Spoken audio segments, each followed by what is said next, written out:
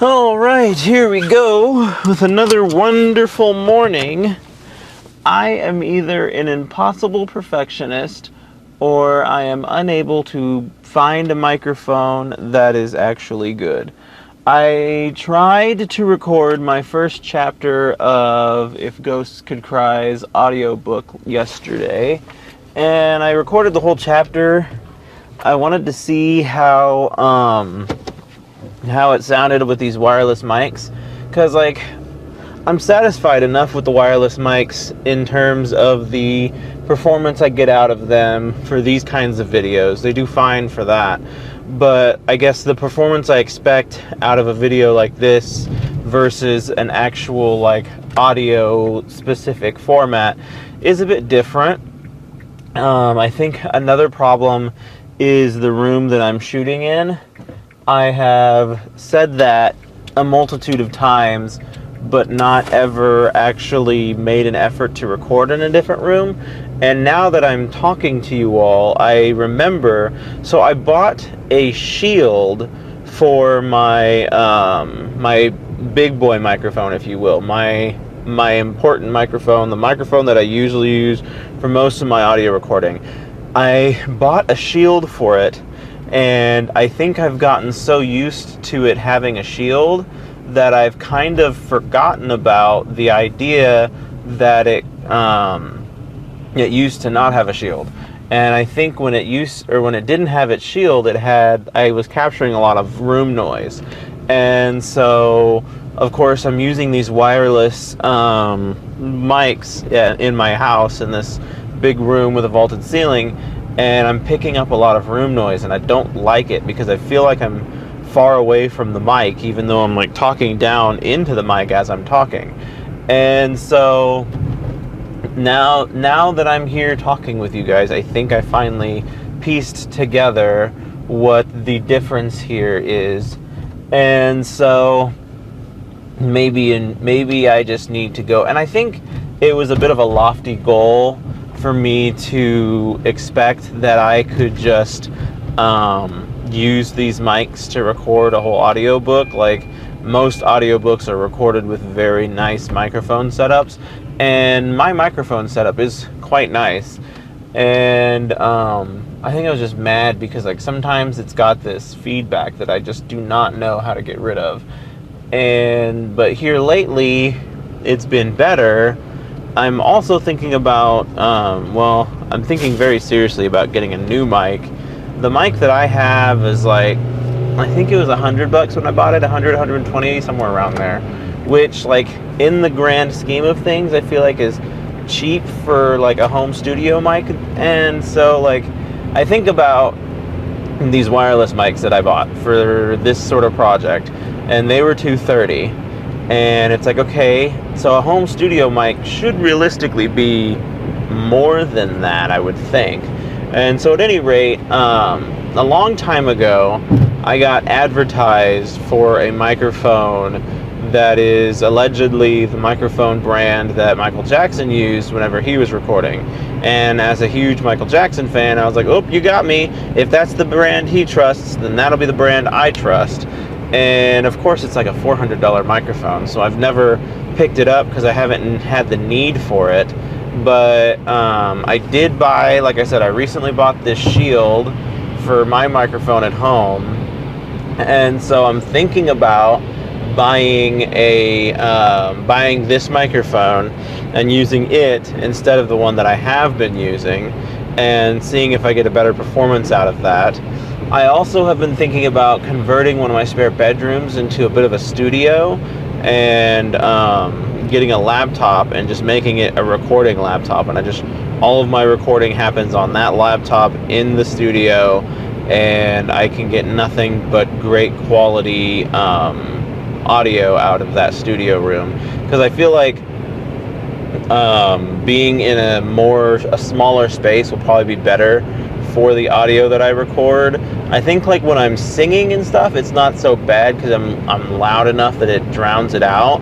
But when I'm just talking, like I said, it really tends to pick up a lot of that room noise. And so I'm thinking about getting getting the better microphone and testing that out, and B, finally setting up like an actual recording studio. And so we'll see what kind of value I get out of all of that. Hopefully it's something significant, but I really like, I don't know, I'm torn because it's very convenient. My setup right now, everything's in the living room. So everything that I do, I don't have to go to a different room to do something. But to the same end, like that leads to distractions, because if I'm here trying to do this and I'm in the living room and then something else happens, now I'm distracted and pulled away from what I was doing. And so maybe having that spare bedroom used as a studio is what I need, and like maybe this is the necessary steps to like start taking this career more seriously. Though I was not a fan of my performance with the audiobook either. My breathing was not very good. I watched a video about how to like control your breathing and stuff when you're reading an audiobook, and it's by, I don't remember the guy's name now, but he's a pretty well-known and well-renowned voice, like audiobook narrator, if you will. I don't know that he does voice acting, but he does audiobook narration. And he was talking about like breathing with the text. Like, he says it's natural to breathe and people should hear you breathing. And he's like, if you edit that out in post, you're gonna notice it. And if you keep it in, you're gonna notice it. So you've got to learn how to breathe with the text. And he showed an example of this person who was basically taking breaths after every passage. And it was this very obvious and pretty distracting thing to do. And I found myself doing that after I looked back and read this book. And that's like the difficult part about reading or recording your own audiobook, is you don't have like a studio partner to be like, no, let's do that again, and like tell you you're breathing too much, you need to slow down and take breaths. And because like I have a tendency to talk rather quickly, and I also have a tendency to just try and read through something or just blow through the text. And so I'm really trying to slow down and be like, okay, let's read this. And because I'm like a pretty direct and to the point kind of person, I don't beat around the bush any more than I have to. And so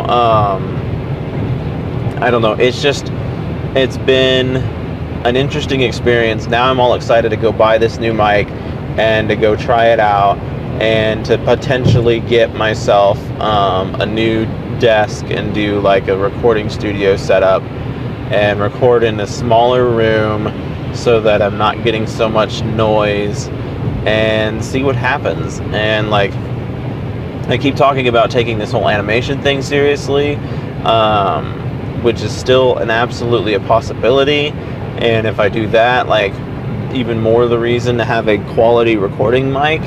And so we'll just play it by ear, see what happens. But it's very exciting. But I'm slightly concerned, bothered, annoyed, whatever you want to say, about the fact that I feel like no matter what I do, like, the audio quality never matches my expectation.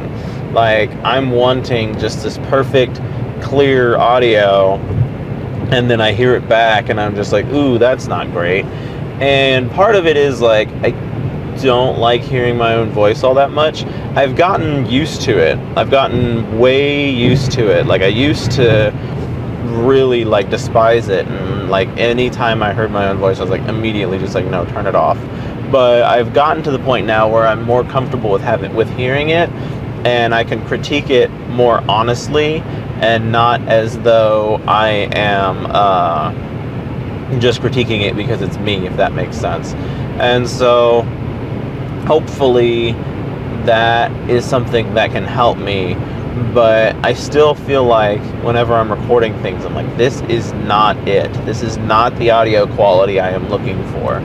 And I don't know, like, I can identify the problems. So like with the wireless mic, it was definitely the room noise. I felt like I was recording it super far away.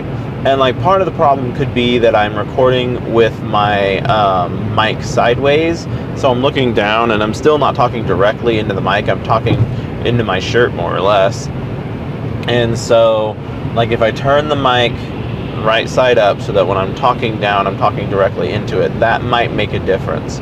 But like as convenient as it is to record into a wireless mic, I think at the end of the day, the right thing for me to do is to record in my professional quality mic. And like I said, if anything, it makes me feel better about having bought the Shield, because now I'm like 900% like, my goodness, that Shield makes a world of difference.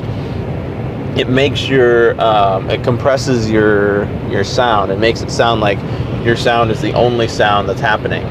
And so now I'm like, what would happen if I set this Shield up on a desk in a room that's more condensed?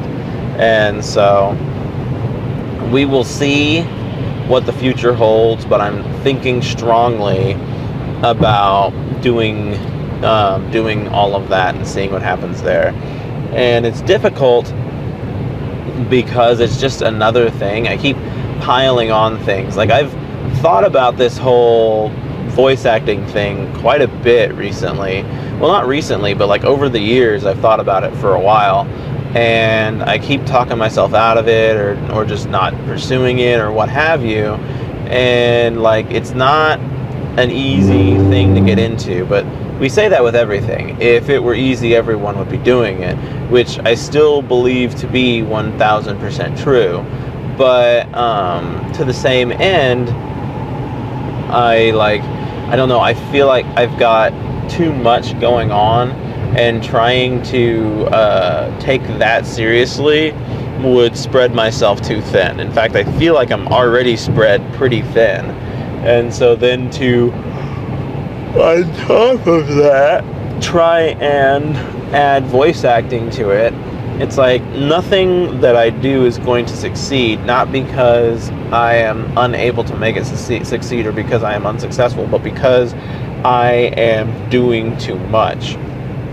And so I need to kind of start reining in some of these things and let one thing succeed so that it can help the others succeed. Like if I gain any sort of popularity in one area, then I'm guaranteed to get it in a couple more areas, if that makes sense. And so that's why like I keep putting the whole voice acting thing on the back burner. And I don't think that it's not a field in any less demand than all these other fields that I am pursuing. Like, there's billions of people in this world, and if millions of them are independently publishing books and trying to do something with that in their life, then there's millions of people out there who are also trying to voice act and do something with that in their lives. And so it's like I need to pick one and stick to it. The nice thing about books is with audiobooks, like I have a way to kind of explore both possibilities, but not necessarily making the voice acting thing the primary thing that I do or that I pursue. And so it'll be interesting to figure out if I can get If Ghosts Could Cry to be in such a way that I'm happy and proud with the work that I'm putting into it and putting out. Not that I was not proud of Dusty Little Wastelanders. I recorded that whole audiobook, by the way. It's just Audible won't let me upload it because they say it sounds like crap, which I will admit I do hear that it has a loud noise floor. I just wish that there was a way for them to identify this before everything was complete. I could fix it in post, but the difficulty with that is the more noise I remove, the more distorted my voice becomes. It's like at this point, the original recordings really need help. I don't think all of them need help, but like it's like, how do you decide? And then you have some chapters that sound like this, and you got some chapters that sound like that. And so I really just need to and go back to the drawing board and re-record that one entirely. But that's part of the reason why I haven't done it, is because I'm like, I'm not feeling like doing that. So I will probably instead try and do If Ghosts Could Cry. But the problem with If Ghosts Could Cry is, well, I mean, it's a brand new thing. I don't know that there is any problem with it. It's a brand new thing. Now would be as good a time as any to start getting audiobooks out there in the world. So we'll see what happens. Trying my darndest to do something or be successful, and hopefully getting there. I don't know if I'm succeeding or if I'm failing, and there's other avenues to pursue as well that I'm hoping I can get a hold of somebody and figure out, and start getting somewhere there. Need to start filling out my planner for February as January comes to a close. And so I'm tired. Been a lot of yawning this morning. I feel like I don't yawn that much in the mornings. I yawn in the afternoons, but not in the mornings. At any rate, I did go to bed a little bit later than I normally do, but not that much later, I don't think. Continuing to try and succeed at this life and succeed in this world and get what I want out of it, because there is no point in existing if you're not getting what you want out of it, but there's very little point in existing if you're not getting what you want out of it. And what everyone wants is different, and that's another thing that's important to spread that knowledge and make the world aware of. Not everything you want is something that somebody else wants. And so, yeah, it's interesting to me what's going on there, and hopefully we can reach some point of major success. I uploaded my next video with a celebrity's name in it, and it went all sorts of nowhere. So that's not guaranteed views. One of my try hard Instagram videos did okay, I guess. Another one, the rest of them did about average. So that's just what's disheartening, is like you put all this effort into it and then it just doesn't do anything, and you're just like, well, what did I do all that for? So I don't know. Continue. I don't intend to just stop, but I do wish that I would finally get my break and people would start to watch it and be like, oh my gosh, this guy's got some interesting stuff to talk about. And that's why, like, I keep trying to put on these productions. Like, I was gonna do, well, I still plan on doing the animation of some sort, but doing some sort of animation or doing some sort of this or some sort of that, and hoping that the production would draw in more of a crowd than the not production, so to speak. But I think the issue with that is the issue with anything is there's still a lot of produced material out in the world. So, like, just because I'm putting out a production doesn't make it, I mean, it makes it, I would think, a little more likely that people are going to take interest into it, but it doesn't guarantee interest. Like, we don't live in a world where there's only 3 productions in existence right now.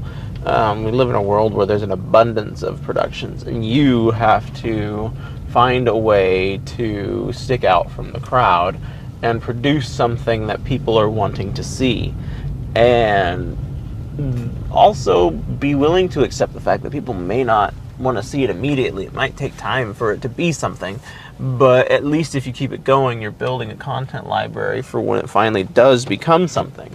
I think about, like, most of the shows that I watch, I don't watch shows as they actively air. Like, I can't remember the last show that I watched where I watched it as it was airing.